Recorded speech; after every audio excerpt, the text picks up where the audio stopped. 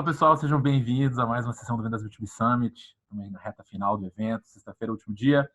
E hoje eu vou bater um papo com o Felipe Coelho, que é Go-to-Market da ABC Ventures, um cara que eu admiro pra caramba, acho que é um dos caras que mais entende de vendas do país. Felipe, a gente teve aí idas e vindas, mas finalmente a gente conseguiu gravar, cara. Muito obrigado por parar um tempinho aí para compartilhar um pouquinho de sua experiência com a gente. Imagina. Participar desse evento é sempre bem gratificante. Tem uma visibilidade gigantesca, sempre gera, assim, muita dúvida legal, muito contato interessante, e até pessoas e empresas interessadas em conversar a gente como cliente. Então, enquanto tiver vendas B2B, eu tô presente. Boa, boa. Felipe, para a galera que não te conhece ainda, conta um pouquinho da sua trajetória aí, onde você passou e o que vocês estão fazendo aí na Decide. Antes da gente falar um pouquinho sobre esse tema que eu achei muito legal, assim, saiu um pouquinho do comum, que é Extreme Ownership, como que a gente cria culturas de altíssima performance, times de vendas. Vou falar um bate-papo ultra prático sobre esse tema. Mas conta para o pessoal um pouquinho da sua trajetória e por que você, no final de contas, escolheu esse tema aí. Legal. Então, meu nome é Felipe e eu sou vendedor de carreira. Trabalhei primeiramente como pré-vendas, SDR, uma empresa de software para agronegócio.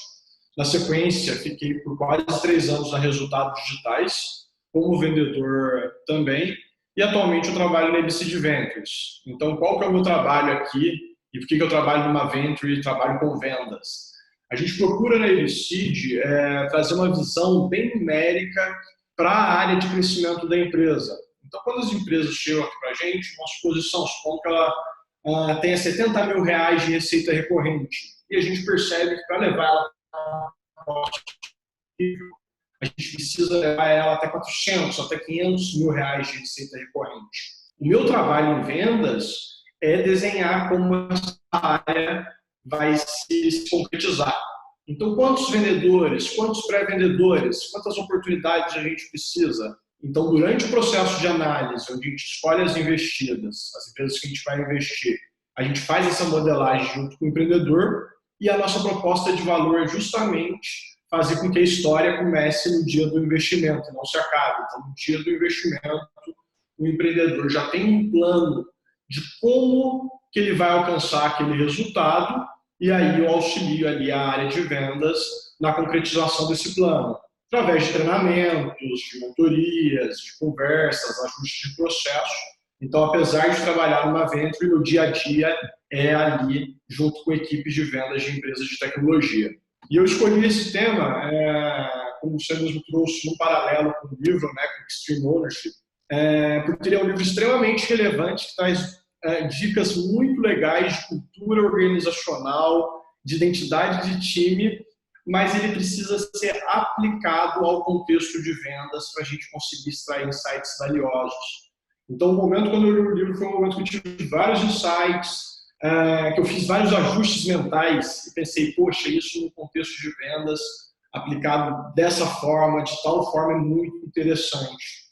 E aí a minha proposta é justamente mastigar um pouquinho de alguns conceitos, aplicados ali em um time de vendas que quer ter ali a cultura como um pilar para ele bater meta e crescer de forma sustentável.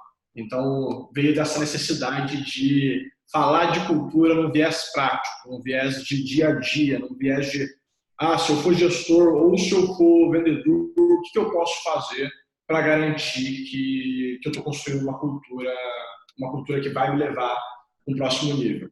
Boa.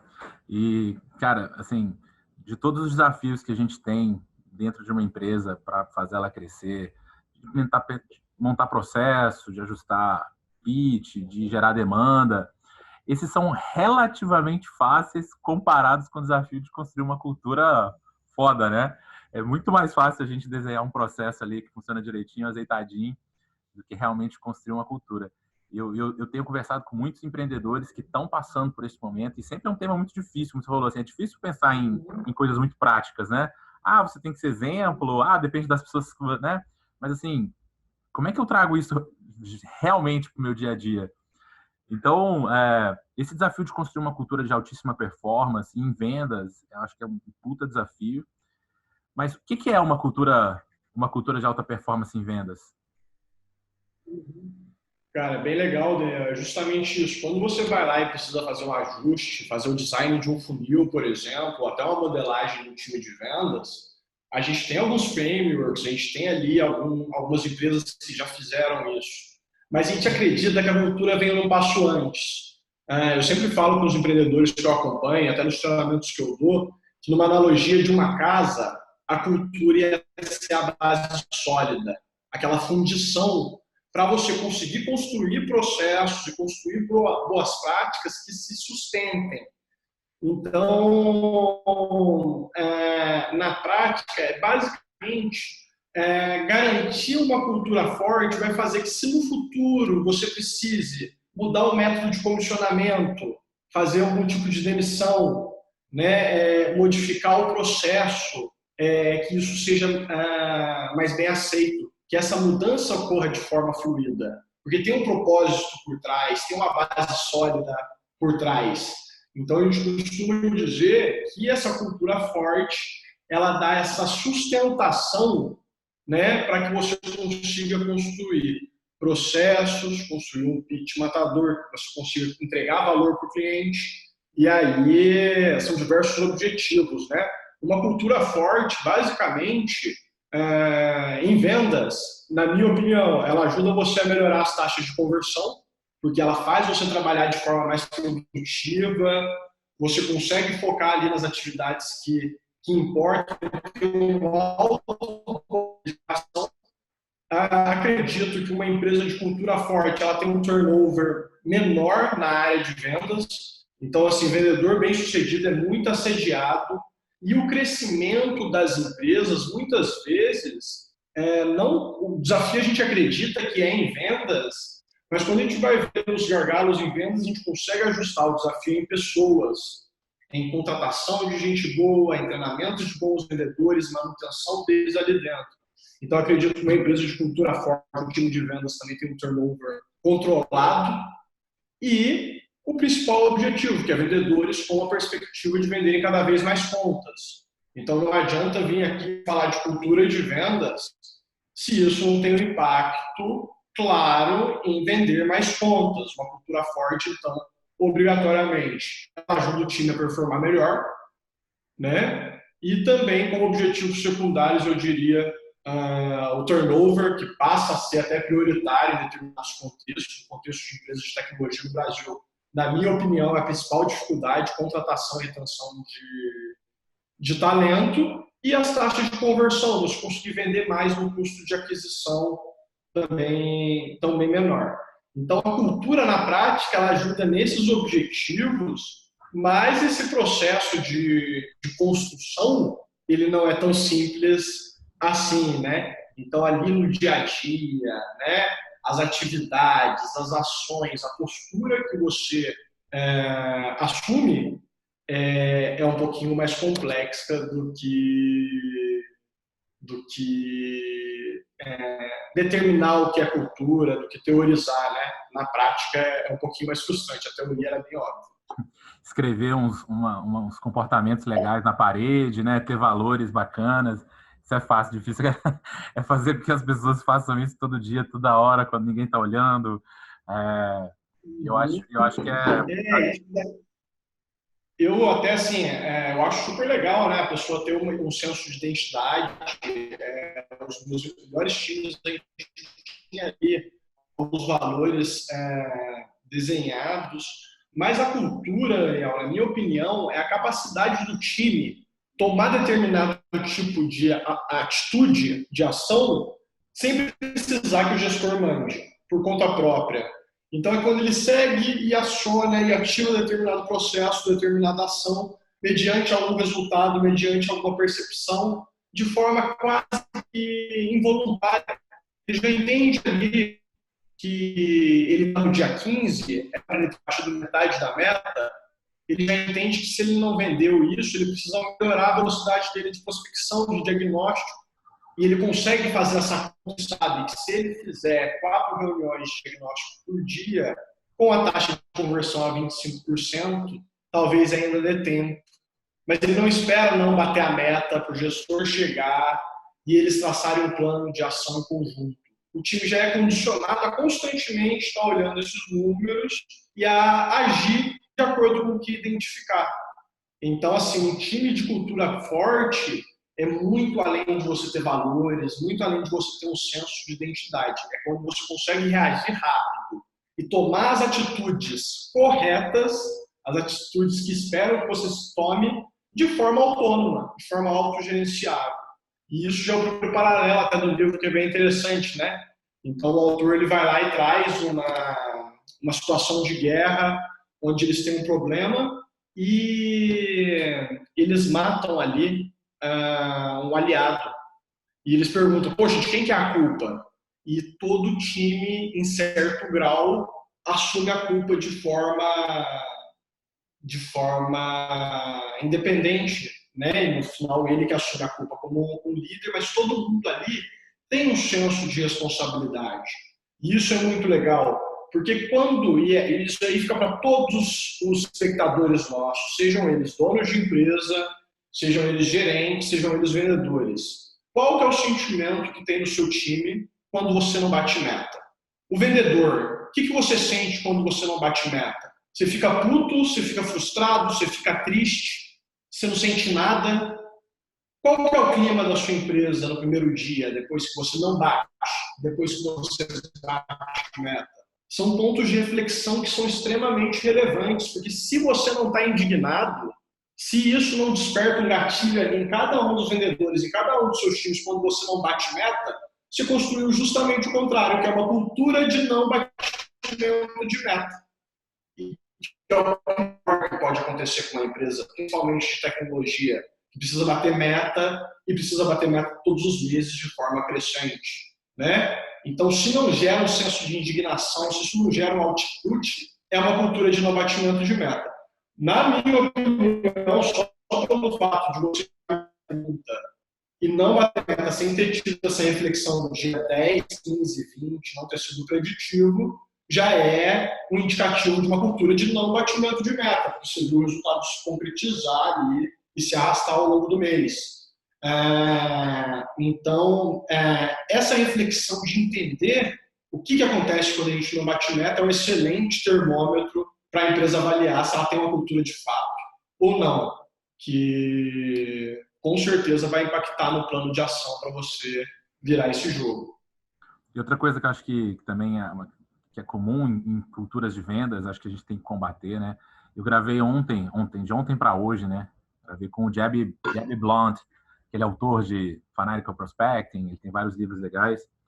E ele estava falando, tipo assim, nesses times especializados agora de SDR e Account Executive, se você é um vendedor e você depende 100% de outras pessoas gerarem sua demanda, se você simplesmente sentar e falar, olha, começar a reclamar, ó, não estou recebendo lead, os leads são ruins, e não fizer nada a respeito, no final dos contas a meta é sua. É claro que você tem ali uma outra pessoa, um outro time gerando oportunidades para você, mas acho que nessa história de extreme ownership, a meta é sua, né? Você tem que fazer alguma coisa a respeito, gera suas próprias demandas paralelamente, vai trabalhar, vai dar feedback, vai ajustar o que está acontecendo.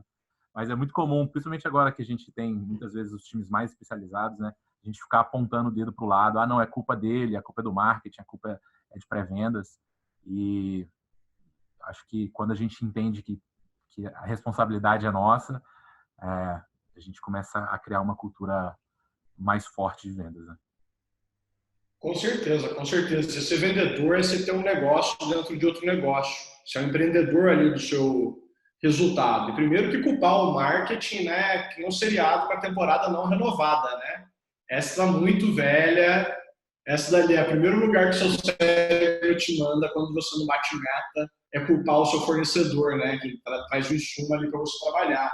Quem trabalha com inbound, então, desencana, né? A qualidade do lead, ela depende de safras. Em épocas, elas vão vir volume e qualidade suficiente, mas em épocas, elas vão vir com volume mais baixo e é possível que ela venha com uma qualidade um pouquinho menor também. E nesse caso, tem duas opções.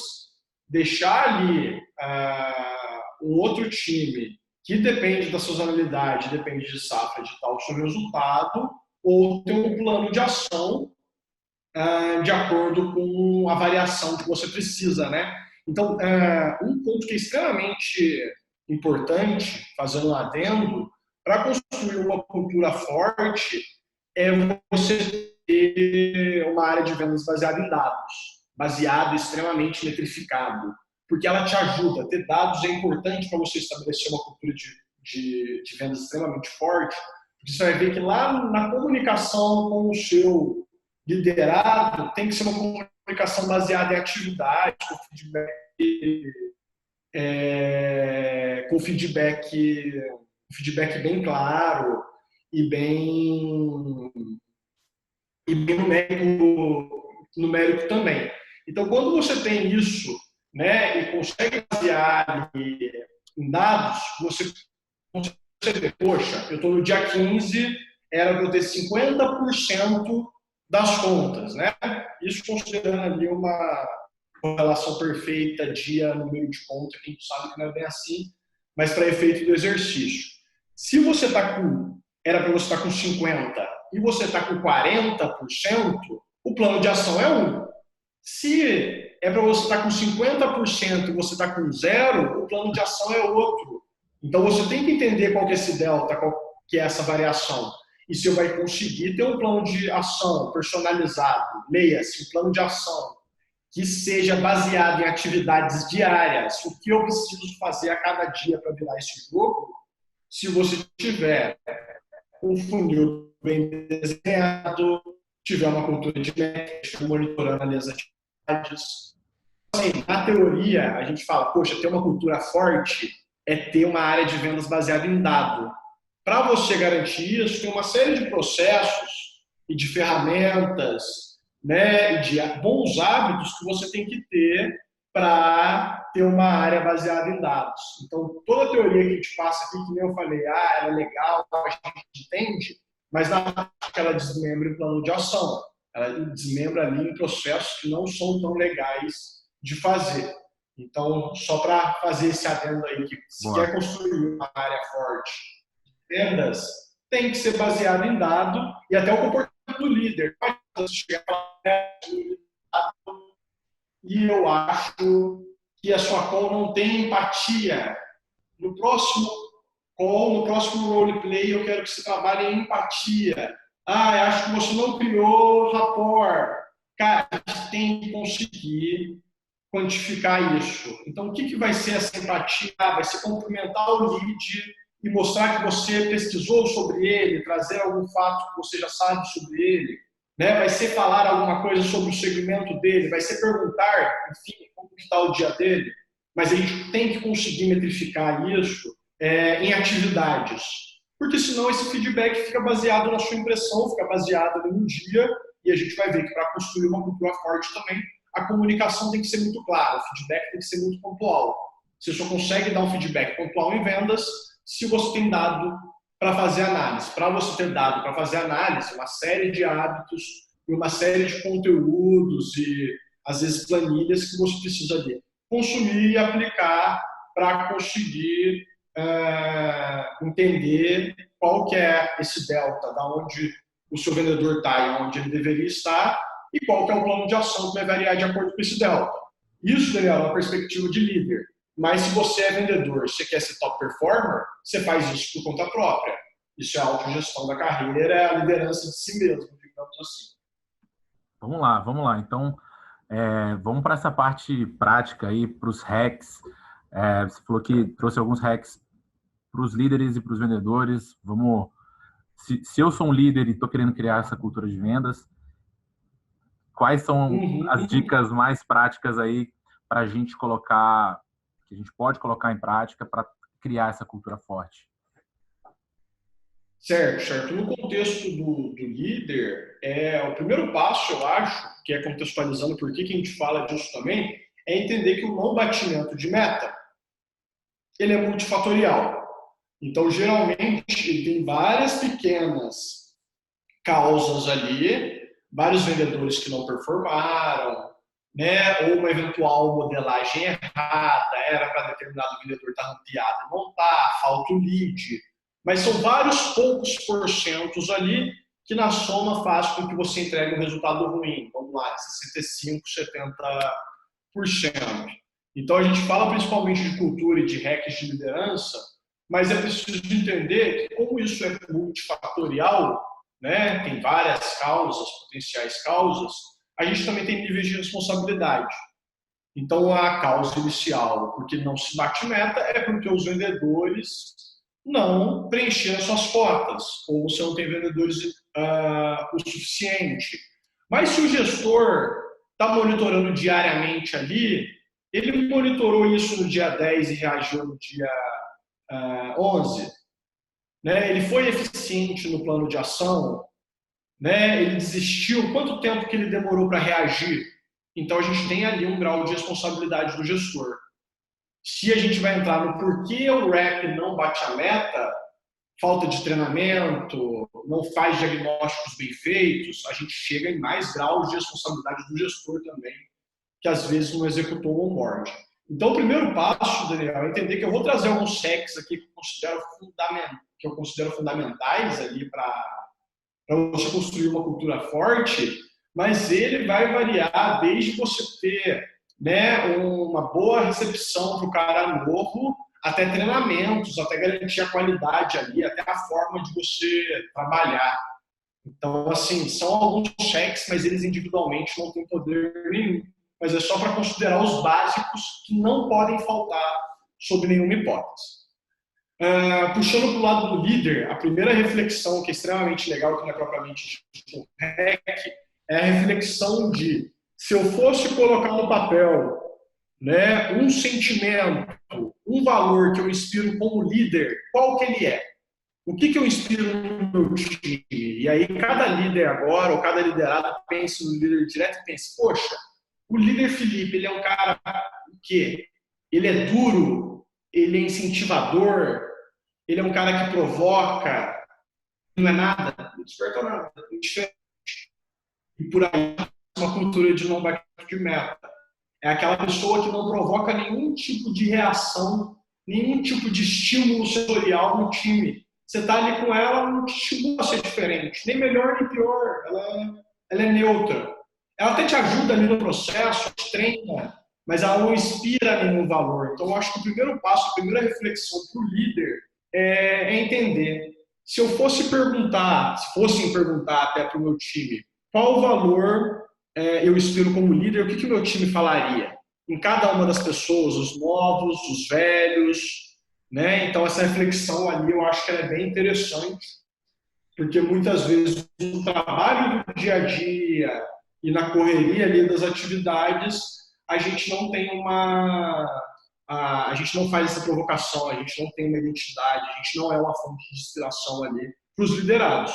E um líder de vendas, ele tem muito potencial de ser inspiração, de digitar o ritmo, de digitar o comportamento, né? Quando se bate meta, quando não se bate, é como um capitão de um time. Então, se ele não desperta nada, é um ponto de atenção.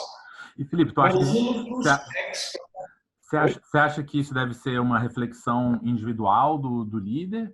Ou é algo que a gente tem que, de alguma forma, tentar perguntar para as pessoas, conversar com eles, fazer uma pesquisa, alguma coisa, para entender isso? Cara, eu acho que parte de uma reflexão individual, porque se você perguntar, eu acho que dificilmente você ia ter a realidade. Porque o que eu encontro na maioria das empresas de tecnologia, por exemplo, são empresas sem uma cultura de vendas muito bem definida, mas que os liderados não têm nem essa concepção ainda. Eles não sabem, eles acham que é assim. Mas você, por exemplo, que já foi em várias empresas, quando você encontra uma empresa de cultura de vendas forte, você entra lá, você sente até energia no ambiente. Você sabe que tem alguma coisa diferente ali. Geralmente é uma sala barulhenta, é um pessoal que faz call sorrindo. Tem várias questões ali intangíveis. Na prática, é o pessoal que se vê que não está batendo meta vai reagir, vai querer virar o jogo, que trabalha bem a equipe, que aceita bem feedback. Na prática é isso, mas você consegue sentir isso na atmosfera. Então, acho que ele é mais um exercício individual que serve ali para o líder, para o liderado também, porque o liderado também tem um impacto no time, mas o líder é um impacto mais intenso. Não acredito que alguma dinâmica vai trazer esse input de forma muito clara, porque é algo meio complicado de falar quando não está muito legal. Show de bola. Voltando ali às ações, né? Então, para garantir uma cultura forte, do ponto de vista do líder, um ponto que eu sempre recomendo para o site de vendas é estabelecer um bom alinhamento inicial com todos os novos vendedores. Então, é basicamente sentar ali no primeiro dia e mostrar, falar, poxa, Daniel, a gente trouxe aqui para fazer atividade de vendas, né, para ser vendedor, e durante o primeiro mês, você vai fazer só o onboarding, você vai só estudar. No segundo mês, a nossa expectativa é que você venda de 1 a 3 contas. No terceiro mês, são 5 contas. No quarto, 10. E aqui nesse mês a gente vai te dar um feedback. Porque aqui a gente já vê que, no geral, você tem que ter vendido 12, 13 contas e você tem que ter um resultado mínimo. Né? Nesse ponto aqui, no final dos 45 dias, a gente vai avaliar a sua performance e vai entender qual que é o plano de ação. Então, você faz um alinhamento inicial com o rep, demonstrando quais são as suas expectativas de resultado com ele. Isso eu costumo falar, Daniel, que evita gastrite do gestor, evita insônia, evita estresse, porque você vai deixar bem claro ali para o rep no primeiro momento que isso é um jogo numérico, que a gente tem uma meta e que essa meta precisa ser alcançada. Para fazer isso, mais uma vez, você precisa ser data-driven e ter essa meta bem desenhada, ter essa lógica ali construída. Mas fazer esse alinhamento inicial vai te ajudar muito a entender o momento do feedback, a dar o feedback pontual, chegar e falar, Daniel, 45 dias, nesse momento você devia ter vendido já 5 contas, e você vendeu 2, a gente precisa que você reaja, que você mostre que você quer corrigir aí esse buffer. Como que a gente vai fazer isso? Aí você traça um plano de ação para a pessoa e vai perceber o quanto ela consegue executar aquele plano de ação. Mas tudo isso nasce de um alinhamento de expectativa inicial, onde a pessoa do outro lado consegue ter uma visão ali de médio prazo, né, um pouquinho mais de 3 meses do que ela precisa trazer e se posicionar. Então, a gente quer, na prática, evitar surpresa, evitar aquela dúvida, demito ou não demito? Será que eu aposto no Daniel ali mais 2 meses, mais 1 mês? Ou eu já precisaria mandar ele embora? Faz mais sentido eu mandar ele embora? Então, ajuda você a tomar essas decisões, sobretudo ter parâmetro para tomar essas decisões. Então, assim, considero que ter um alinhamento inicial com todo mundo que entra, mostrando essa perspectiva numérica, o que um vendedor da minha empresa precisa vender para ficar. Falaria, esse seria o tema da reunião. O que você precisa fazer para não ser demitido, tô brincando. Mas vem essa prática, qual que é a expectativa que a gente tem em relação a você? E isso é bom para outra pessoa, a gente não precisa ter medo de fazer esse alinhamento prático, porque a meta não tem erro, se bateu ou se não bateu. É uma meta geralmente que vem em cima de receita. Então, assim, ter essa conversa clara no começo, botar o preto no branco, eu considero um ponto super positivo para trazer o alinhamento inicial, a clareza inicial, né, a seriedade que a gente espera e para setar muito bem as expectativas ali no começo. Então, seria assim a primeira dica que eu vejo que as empresas não fazem e deveriam fazer. Eu acho que não só para ser demitido, né, mas assim, eu gosto muito das operações onde as regras para ser demitidos e para serem promovidos estão na mesa, estão muito claras. Olha, se você não bater a meta tantos meses, você não fica. Agora, se você bater a meta 110% tantos meses, durante tanto tempo, você vai ser promovido. Todas as regras do jogo estão claras, não depende de ninguém, a não ser de você, né? Você se demite e você se promove. Eu acho que isso realmente cria uma cultura de transparência, de dar para as pessoas a oportunidade de matar no peito e falar, não, eu sou meio que o senhor do meu destino aqui, eu vou assinar minha demissão, eu vou me promover, só depende de mim. Com certeza, com certeza. É divisão de responsabilidades ali no começo, né? Você mostrar ali até que ponto e como que você vai ajudar a pessoa, o que você espera dela.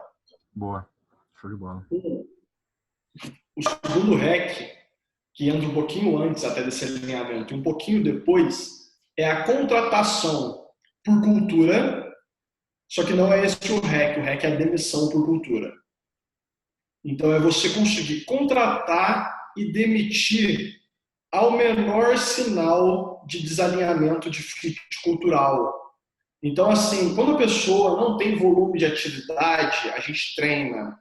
Quando o vendedor não tem embasamento técnico, a gente treina e vê como que reage, né? Por isso que ser coachable é a característica que mais vem sendo observada nos processos seletivos. Capacidade de você aprender e reagir a estímulos. Isso tudo é legal. Mas quando você não tem o fit cultural, né? Isso exemplos práticos, né? Que eu, por exemplo, não gosto nas minhas equipes. Pessoas que reclamam demais, aquele perfil que contamina o time, que vai azedar, sabe? Que vai ficar reclamando e falando mal da operação e falando mal do lead. São valores, por exemplo, que eu acho que se todo mundo for reclamar ali, né, fazer uma reclamação por dia, num time de 10 pessoas, a gente não faz mais nada.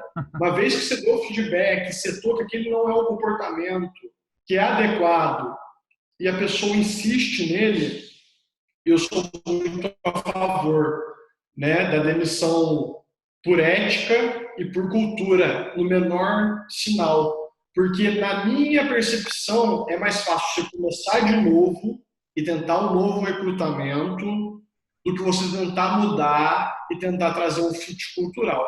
E no final do dia, uma cultura forte, Daniel, ela sustenta uma falha de processo, ela sustenta uma falta de lead, porque o pessoal olha, tem um propósito, tem um senso de identidade, tem uma vontade de vencer.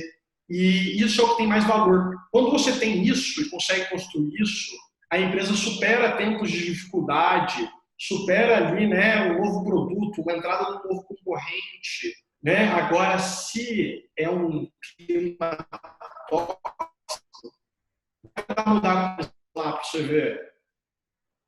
Se o seu time não tem uma cultura forte, a mudança vem tudo que nem uma porrada.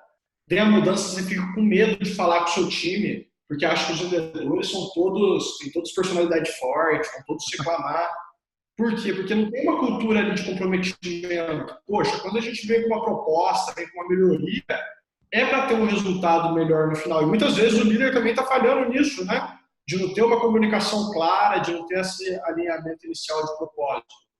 Mas se o time ali tem uma matéria-prima que não é boa, que está enviesada, que não tem vontade de fazer acontecer, eu acho que o caminho mais curto é começar de novo com pessoas que querem, que tem esse fit cultural e muitas vezes dispensar até uma pessoa que tem um ponto forte técnico, sabe vender ou sabe do produto, mas não tem esse fit.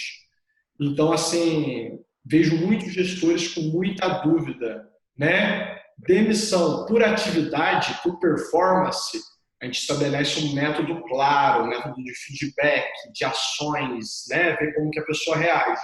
Mas no caso por cultura, eu pelo menos não tenho dúvida. Se não tem esse fit cultural, se o comportamento negativo é recorrente, acho que a empresa só tem a ganhar em fazer essa demissão o quanto antes. Concordo. O difícil é que a gente está sempre tão pressionado por resultado, né? E às vezes você fala assim, puta, aquele cara, por mais que ele seja um problema, que ele não tenha fit cultural, de alguma forma isso acaba impactando o resultado de curtíssimo prazo. E isso acaba, eu acho que coloca as pessoas... É difícil pensar em muito longo prazo, né? Quando você está dentro do dia a dia de vendas, né? Acho isso. É bem complexo, é bem complexo. Por isso que eu falei, cultura, se a gente vai falar numa camada superficial, vai falar para você criar os valores, fazer dinâmica, fazer integração com o seu time. se a gente vai aprofundar um pouco, a gente vê que cultura está muito relacionada à qualidade dos seus processos, né, à sua comunicação, à eficiência da sua operação. Então, essa é justamente a proposta desse conteúdo aqui hoje. Tirar um pano sobre esse tema e mostrar como que ele se comporta na prática, como que ele te ajuda a vender mais, a bater mais meta.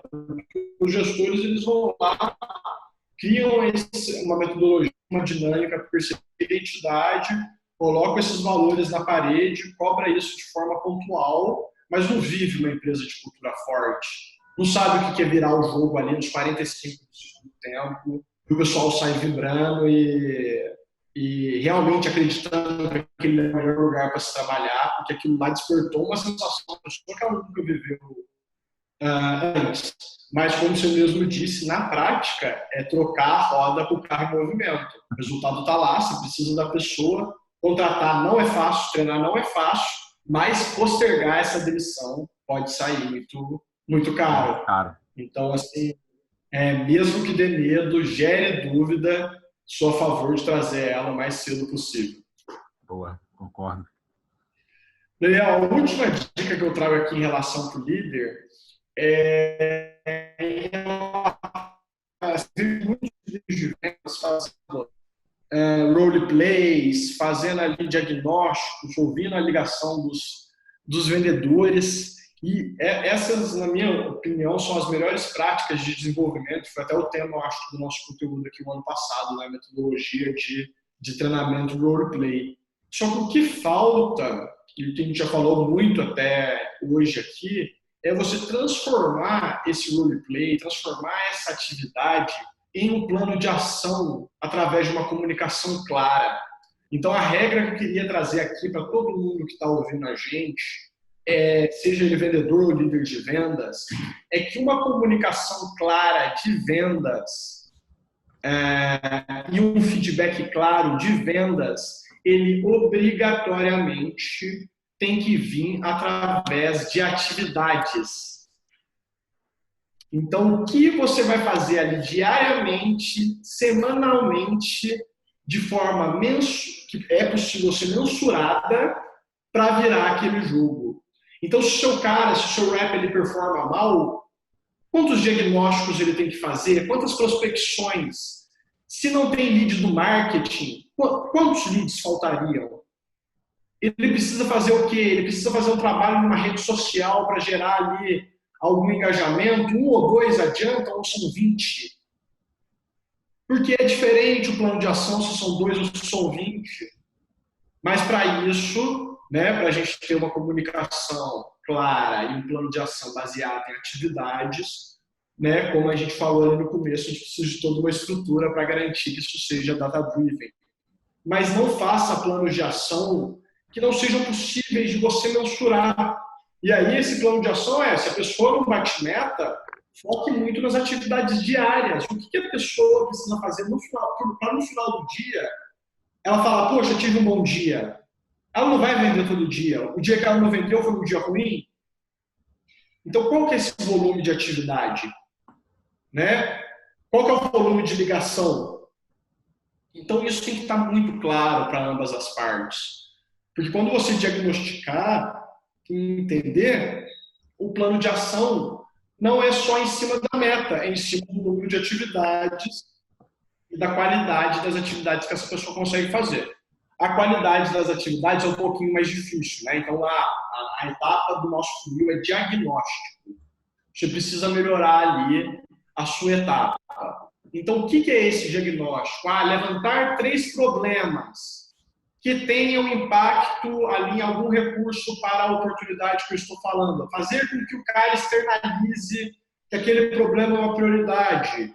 E você tem que conseguir colocar aquilo lá no checkpoint e dar ok. Se você não consegue dar um ok, se você não consegue transmutar aquilo lá para uma planilha, para um checklist, é melhor você focar nessas atividades que você vai conseguir medir. Porque senão fica um feedback furado, sem cadência, sem parâmetro, e na minha opinião ele mais prejudica do que ajuda. Então, assim, como terceiro hack, eu traria não é na verdade um hack, mas uma boa prática planos eles são baseados em atividades. Só é possível fazer isso se você tem um mindset data-driven, uma estrutura para conseguir extrair esses números. Boa. Não adianta virar para alguém e falar que você tem que melhorar o seu diagnóstico, né? Isso não ajuda, tem que tangibilizar isso, né? Eu acho que isso é fundamental. Tem que conseguir tangibilizar. Eu acho que ano passado, você teve uma experiência legal na RD, acho que ano passado o Gabri ainda estava na RD, ele trouxe o playbook da RD, e lá ele mostrou diversas checklists, assim, olha, no início da call, você sabe, sei lá, não lembro exatamente quais eram os pontos, mas você cumprimentou a pessoa, você perguntou sobre como é que ela estava, não sei o quê, e depois, em cada etapa do processo, você tinha ali um pequeno checklist sobre o que você precisava fazer, algo que alguém pode fazer uma auditoria, né? Pode pegar ali, depois ouvir uma call e falar, realmente, olha, você fez esse ponto, mas você não fez A, B e C outros. E isso torna realmente o feedback muito mais efetivo, né? Com certeza, exatamente esse ponto. É difícil você tangibilizar isso, mas uma vez que você faz isso, é muito legal, porque você estabelece o padrão mínimo de qualidade de cada etapa do seu funil. Então, o que é um diagnóstico bem feito? O que é uma prospecção bem feita? E você estabeleceu ali, eu conheço esse material e o bem legal dele é que ele gera uma nota final também. Então, você consegue dar uma nota ali para a pessoa e isso com certeza é um ponto ali de melhoria, que você vai avaliar a capacidade dela de reagir, de melhorar frente aos feedbacks. Se você não tem isso, trazer esse feedback, ele fica um tanto quanto intangível. A pessoa do outro lado ela não consegue tocar muitas vezes exatamente o que ela precisa fazer. Então, assim, dá tempo, dá trabalho para fazer, para criar essa estrutura? Dá, mas vale muito a pena, porque tudo isso vai economizar de você tempo e treinamento ali no futuro. Show. Aí, Daniel, essas são as 3 dicas, né? Os 3... Opa, cortou? Não, acho que você falou dos 3 pontos de liderança, né? Você também tem alguns pontos aí do ponto de vista do que o vendedor pode fazer. Então, eu trouxe o alinhamento inicial, a demissão por cultura e a comunicação baseada em atividades como os 3 fundamentais para estabelecer uma liderança que inspire uma cultura forte. Mas, quando a gente fala em vendas, como você me trouxe muito bem no começo, o principal responsável pelo resultado é o vendedor. Do ponto de vista do vendedor, mais que um REC, é a postura que ele tem. Então, o vendedor ele precisa entender de uma vez por todas que ele precisa autogerenciar. Ele precisa entender ali que se as coisas não vão bem, ele não pode depender do gestor para indicar o caminho dele. A resposta está no próprio funil, na própria operação dele do dia a dia. Então, o vendedor se autogerenciar é basicamente ele entender que se algum cliente, alguma oportunidade ali não fecha e ele estava contando com aquilo no forecast, o que ele precisa fazer, qual o número de atividades que ele precisa fazer para não entregar o resultado, né? Para não deixar de entregar o resultado. Por que é importante se autogerenciar, Daniel? Mesmo com o gestor ali olhando o seu funil constantemente. Porque esse tempo de reação é o que vai determinar se você vai conseguir virar esse jogo ou não. Então, entender ali no dia 10 que se você não conseguiu vender, que se faltam oportunidades, o que você precisa fazer no dia seguinte para conseguir virar esse jogo. Então, a primeira dica é realmente, como vendedor, entender que você precisa aprender a ler o seu funil e a criar esses planos de ação de forma numérica, entender a sua carreira de uma perspectiva numérica, sob uma perspectiva de meta, e não esperar o trabalho do gestor. De todos os top performers que eu conheci, nenhum deles tinha uma relação de dependência com o gestor. Eles não precisavam que o gestor determinasse o plano de ação, porque a gente tem que fazer e ele reage. esse dia, essas horas que você ganha, esse tempo de reação, é o que faz você conseguir bater a meta, ligar para as oportunidades perdidas do passado, né? Fazer ali um barulho numa rede social e gerar algumas oportunidades, enfim. A ação vai ser de acordo com o que falta para você. Você precisa perceber isso e reagir rapidamente. Boa. Eu mencionei, né, que eu gravei de ontem para hoje com o Jeb Blount, e ele faz, no livro dele, ele tem uma colocação, de conversar um pouquinho sobre isso, que existe essa discussão se vendas é a numbers game, se é um jogo de números ou não é, né? Ele faz um comparativo com atleta de elite, cara. Se você for falar com qualquer atleta de elite, ele conhece todos os números que são relevantes para o desempenho dele, né? O cara lá no basquete, ele sabe percentual de arremesso de fora, percentual de dentro da quadra, assistência, bloqueio. O nadador sabe quantas braçadas ele tem que dar. Tipo, todo atleta de elite conhece em detalhe todos os números que são importantes para ele performar bem. Em vendas, a gente muitas vezes conversa com vendedores, as pessoas não entendem o volume de trabalho que precisa ser feito, quais são as suas próprias taxas de conversão historicamente em cada etapa do processo. E se você não sabe isso, você nunca vai entender onde você está errando, né?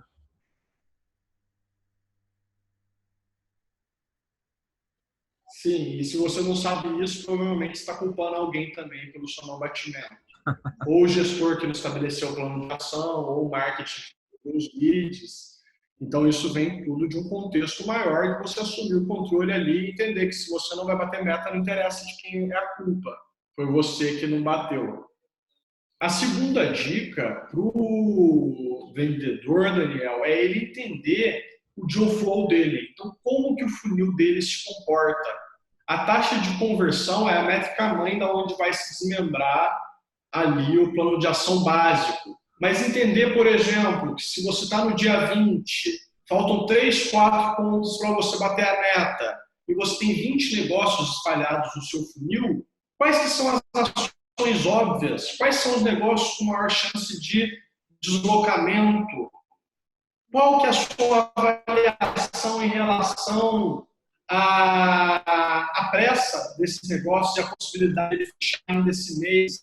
Então, o vendedor assumir ali, né, essa postura também numérica de autogerenciamento, mas com qualidade. Ou seja, que ele consiga entender o funil dele. Como você trouxe muito bem ali no caso dos atletas, é a mesma coisa. O vendedor precisa conhecer todos os números relacionados à performance dele e, além de conhecer, entender o que aquilo significa. Ele acionar as fortalezas dele e conseguir acionar esses gatilhos para virar o jogo e também para corrigir os pontos fracos. Boa. Daniel, como última dica aqui para o vendedor, eu gosto de trazer o ritual do Day One. No dia 1º de cada mês, o vendedor que bate meta, geralmente, ele perde esse dia ali eufórico, feliz, e às vezes ele bate meta e começa a outra semana muito ruim, porque o funil está esvaziado. E muitas vezes o vendedor que não bateu meta também, ele começa a semana desmotivado, começa o mês ali desmotivado. Então, acho que super legal para você construir uma cultura é você criar um ritual nesse dia 1º. Então, fazer uma avaliação do seu funil, entender todos os negócios que estão quentes, que estão frios, quem que vai entrar na primeira semana e falar, poxa, as oportunidades que eu tenho aqui agora, qual que é a minha chance de bater essa meta? E aí já ter uma visão numérica do que você precisa de novas oportunidades para bater essa meta. Faltam oportunidades. Poxa, quais são as oportunidades antigas que eu não fechei, que eu posso reabrir? Quais são os clientes que eu estou tendo sucesso, que eu já vou pedir uma indicação? Então, tem uma diferença muito grande de você pedir uma indicação dia 25 do mês, porque você não vai bater a meta, ou você abrir esse canal no dia 1º e preparar ela o mês inteiro. Então, o cliente do outro lado percebe, indicação é um excelente canal, se você faz de forma correta. Se você faz de forma errada, na última semana do mês, quando falta o lead, vai dar errado. Então, para que você consiga usar esse dia primeiro ali para fazer uma avaliação do seu funil e entender, mais uma vez, uma perspectiva numérica, como que está o seu contexto atualmente. Então, para os liderados ali, assumir essa postura de autogerenciamento, conhecer o seu deal flow, ou seja, como comporta o seu funil, construir ali um ritual interessante para o seu day one, para você avaliar, porque muito que a gente percebe que as pessoas elas vão empurrando com a barriga e não fazem essa avaliação e não reagem. Então, já coloca isso como ritual no dia primeiro. Fazer um diagnóstico do meu funil e traçar esse plano de ação para eu encher ele. E, sobretudo, Daniel, da parte do vendedor, é ele entender que ele é um sujeito que influencia também o time. Então, fazer aquela mesma avaliação que a gente provocou o líder a fazer, o que eu inspiro uma equipe, do cara entender qual que é o meu papel ali dentro. O vendedor não pode ser o cara que traz o problema para a operação comercial. Ele não pode, sabe, ser aquele cara que é um empecilho, que traz até as contas, mas que é difícil de trabalhar, que gera um clima ruim. Então, para os vendedores que estão ouvindo ali a gente, é fazer essa autorreflexão e entender que o vendedor bom, ele não só bate meta, mas ele constrói um clima amigável, ele ajuda a treinar os novos vendedores, entendeu? Ele agrega valor aos clientes, muito além de só bater meta. Bater meta é um benefício, um estímulo de curto prazo, fundamental. Mas a cultura a gente constrói justamente para suportar o nosso próximo ciclo, suportar um desafio maior que vir aí daqui para frente. Por isso que a gente trabalha com esses bons hábitos e bons comportamentos, desde quando a equipe é muito pequena, para que quando ela cresça, isso cresça de forma ordenada e a gente preserve ali uma identidade e um clima legal. Então, para o vendedor, fica essa dica final ali de entender ele como um sujeito ativo e de se questionar de quem que ele é, qual pessoa que ele é dentro do time. Animal, Felipe. Porra, show de bola, cara. Eu já tive vários papos sobre cultura. É um tema que eu tenho muito interesse, mas eu acho que eu nunca tive um papo com dicas tão práticas de coisas que a gente pode fazer efetivamente para realmente construir uma cultura, como você falou. Não é algo isolado, resultado em vendas depende de uma série de coisas, mas acho que os pontos que você trouxe são coisas que a gente consegue muito facilmente, assim, né? Dicas que a gente consegue tangibilizar e trazer para a prática. E, porra, achei muito, muito, muito legal mesmo. Eu já fiz um evento como esse aqui de vendas há um tempo atrás. Eu fiz um de RH e eu entrevistei a vice-presidente de RH do Google Mundial nos primeiros 10 anos de Google. A gente falou sobre cultura e o papo não foi tão prático. Acho que a gente não conseguia trair tantos insights práticos como esse papo, Felipe. Sensacional, cara. Obrigado mesmo. Valeu a pena esperar, porque a gente teve aí uns contratempozinhos aí, mas obrigado mesmo, cara. Muito bom conteúdo. Se a galera quiser continuar esse bate-papo contigo, trocar uma ideia sobre esse tema com você, qual que é a melhor forma de falar contigo? E se o pessoal quiser saber mais sobre a Decide Ventures e o trabalho que vocês fazem, também qual é a melhor forma de conhecer? Legal. Para a Decide, o melhor canal é o nosso site. Então, a gente tem um formulário de contato lá. Lembrando que na nossa tese a gente trabalha com empresas exclusivamente SaaS, B2B, e estando dentro aí dessas características, vão ter o maior prazer de apresentar ali o que a gente faz, como que a gente trabalha, e o formulário do site é o canal mais adequado. Para falar comigo, o caminho mais tranquilo ali, acredito que seja o LinkedIn. Então, me chamando ali, eu sou bem ativo, consigo dar uma olhada e responder o quanto antes. Maravilha. Filipão, obrigado demais, cara. Sempre uma aula bater esse papo contigo. E até as próximas. Até as próximas. Grande abraço, Daniel. Mais sucesso aí no evento. Valeu, tchau.